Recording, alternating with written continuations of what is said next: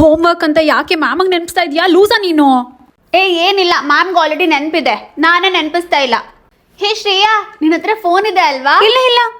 ಪರವಾಗಿಲ್ಲ, ಹೇಳೆ, ನಾನು ನಿನ್ನ ಫ್ರೆಂಡ್ ತಾನೆ. ಇದೆ ಕಣೆ, ಯಾರಿಗೂ ಹೇಳ್ಬೇಡ. ಓ ಹೌದಾ, ಸರಿ.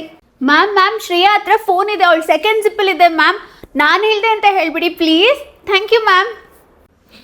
ಮ್ಯಾಮ್, ಇವತ್ತು ನೀವು ಕ್ಲಾಸ್ ಟೆಸ್ಟ್ ಕೊಡ್ತೀನಿ ಅಂದಿದ್ರಲ್ಲ, ನಾವ್ ಯಾರು ಪ್ರಿಪೇರ್ ಆಗಿಲ್ಲ, ಯಾಕೆ ಮ್ಯಾಮ್ಗೆ ಹೇಳ್ತಾ ಇದೀಯಾ? ನೀವು ಓದ್ಕೊಂಬಂದಿಲ್ಲ ಅಂದ್ರೆ ನಾನೇನು ಮಾಡೋಕ್ಕಾಗುತ್ತೆ?